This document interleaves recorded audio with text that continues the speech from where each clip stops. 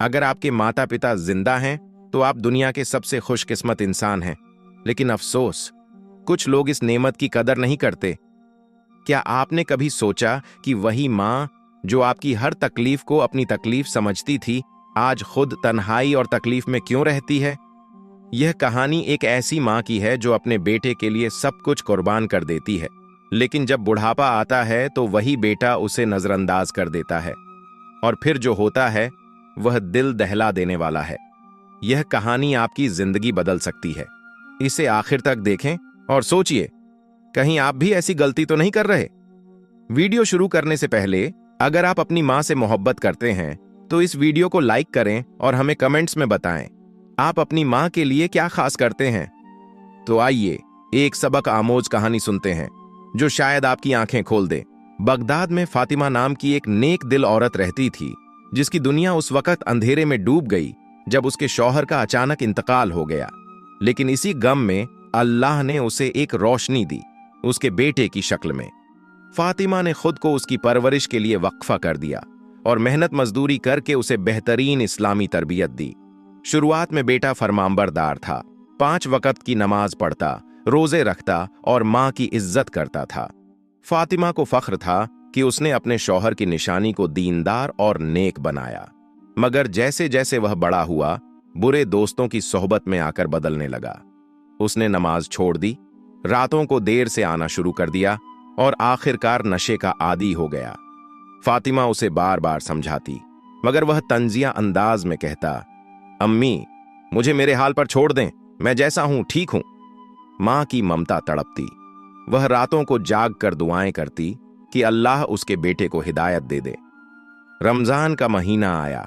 फातिमा को उम्मीद थी कि शायद इस मुबारक महीने में बेटा बदल जाए। उसने सहरी के लिए जगाया, मगर बेटे ने साफ इनकार कर दिया। फातिमा ने उसे याद दिलाया कि वह बचपन में रोजे रखता था, मगर उसने लापरवाही से जवाब दिया, अम्मी मुझे इन सब चीजों का कोई शौक नहीं।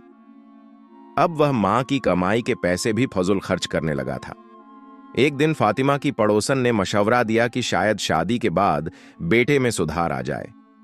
यह सुनकर फातिमा को उम्मीद की किरण नजर आई।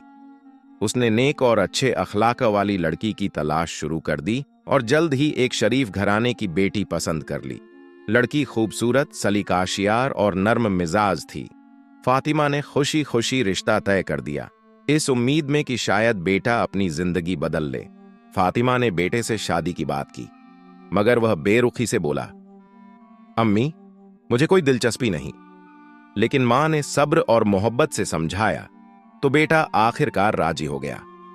रमजान के बाद निकाह हुआ और शादी के शुरुआती दिन फातिमा के लिए सुकून भरे थे। नई बहू ने घर संभाल लिया, मां की खिदमत की और धीरे धीरे शौहर को भी सुधारने लगी। बेटे ने बुरी सोहबत छोड़ दी, नशा कम कर दिया और छोटे मोटे कामों में लग गया। फातिमा खुश थी कि उसका बेटा सुधर गया, लेकिन यह खुशी ज्यादा दिन तक नहीं रही। बेटे ने मां से दूरी इख्तियार कर ली और हर बात में बीवी को तरजीह देने लगा। एक दिन फातिमा ने बहू से कहा, बेटी अपने शौहर से कहो कभी मेरे पास भी बैठ जाया करे। बहू ने यह बात गलत अंदाज में बेटे को बताई और वह गुस्से में आग बबूला होकर आया। उसने मां पर चिल्लाया, चारपाई उलट दी और इल्जाम लगाया कि वह उसकी जिंदगी बर्बाद कर रही है। फातिमा हैरान थी, उसकी ममता कुचल दी गई थी और पीछे खड़ी बहू की चालाक मुस्कान सब कुछ वाजह कर रही थी। रमजान का महीना आया। फातिमा को उम्मीद थी कि शायद बेटा बदल जाए, मगर हकीकत और तल्ख थी। पहली सहरी के वक्त वह चारपाई पर बैठी इंतजार करती रही कि शायद बहू उसे बुलाए, मगर किसी ने खबर न ली। वक्त गुजरता गया, सहरी खत्म हो गई और वह समझ चुकी थी कि उसे जानबूझकर भुला दिया गया है, मगर उसने सब्र किया, आंसू पोंछे और अल्लाह की रजा के लिए भूखी ही रोजा रखने खड़ी हो गई। रमजान का महीना फातिमा के लिए सिर्फ इबादत नहीं, सब्र और आजमाइश का वक्त भी बन चुका था। दिन भर भूखी प्यासी रहने के बावजूद उसने हिम्मत नहीं हारी, मगर जब इफ्तार का वक्त आया तो वह इंतजार करती रही कि शायद बेटा या बहू उसे बुलाइए। कमरे से खाने की खुशबू आ रही थी, हंसी मजाक की आवाजें सुनाई दे रही थीं, लेकिन किसी ने उसे याद नहीं किया। आखिरकार उसने हिम्मत करके बेटे को बुलाया बेटा, मैंने भी रोजा रखा था, क्या मेरे लिए कुछ है? बेटा गुस्से से बोला, हम तुम्हारे नौकर नहीं हैं, तुम्हें आवाज दी थी, तुमने खुद नहीं सुना तो यह तुम्हारी गलती है। फातिमा ने खुद को संभाला, बहस से बचने के लिए नरमी इख्तियार की और चुपचाप रसोई में जाकर बासी रोटी और बचे हुए खाने से इफ्तार कर लिया। यही मामूल अगली रात भी दोहराया गया।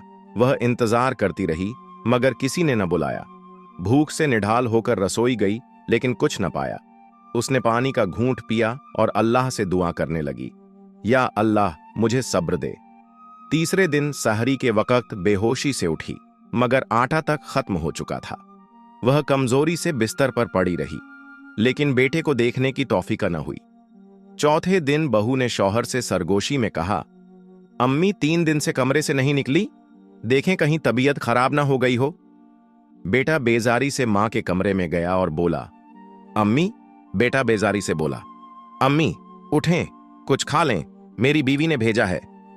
मगर जैसे ही उसने मां को हिलाया, उनका बेजान जिस्म देखकर उसके दिल में धड़कन तेज हो गई।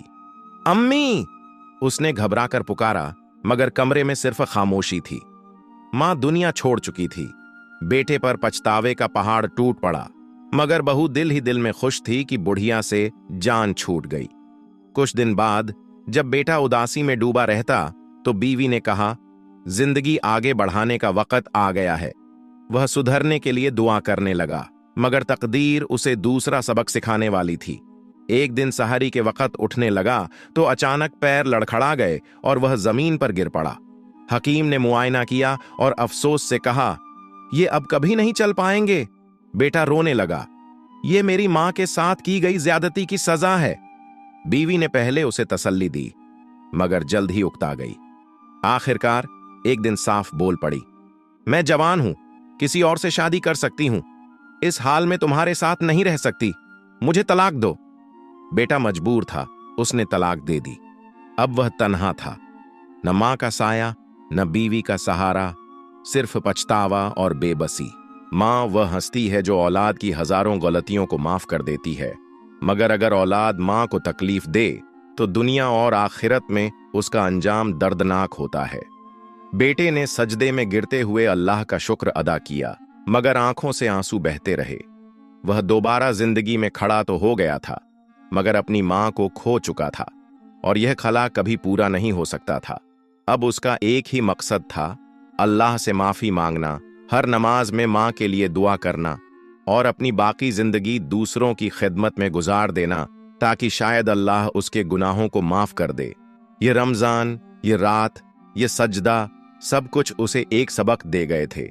दुनिया में सब रिश्ते आरजी हो सकते हैं मगर मां का प्यार और उसकी जुदाई का दुख दायमी होता है। मां की कदर करो, उसके जीते जी उसका एहतराम करो, वरना पछतावे के सिवा कुछ नहीं बचेगा। प्यारे दोस्तों, मां ये सिर्फ एक लफ्ज नहीं बल्कि दुनिया का सबसे खूबसूरत, बेलौस और खालिस तरीन रिश्ता है। मां की मोहब्बत का कोई बदला नहीं। वह अपना आराम कुर्बान करके हमारी खुशियों का सामान करती है। वह खुद भूखी रह सकती है मगर हमें कभी भूखा नहीं देख सकती। वह खुद तकलीफ बर्दाश्त कर लेती है मगर हमें एक कांटा भी चुभ जाए तो बेचैन हो जाती है। लेकिन अफसोस, जब वही मां बूढ़ी हो जाती है, कमजोर हो जाती है, तो हम में से कुछ लोग उसे नजरअंदाज करने लगते हैं। कभी गुस्से में तल्ख बातें कह देते हैं, कभी अपनी मसरूफ जिंदगी में उसे भूल जाते हैं और कुछ तो उसे तन्हा छोड़ देते हैं। क्या हमने कभी सोचा कि वही मां जिसने हमारे लिए सब कुछ कुर्बान किया, आज हमारी जरा सी तवज्जो और मोहब्बत के लिए तरसती है? क्या हमारा फर्ज नहीं कि हम उसका सहारा बने, जैसे उसने बचपन में हमारा सहारा लिया था? मां की दुआएं दुनिया की सबसे बड़ी दौलत है।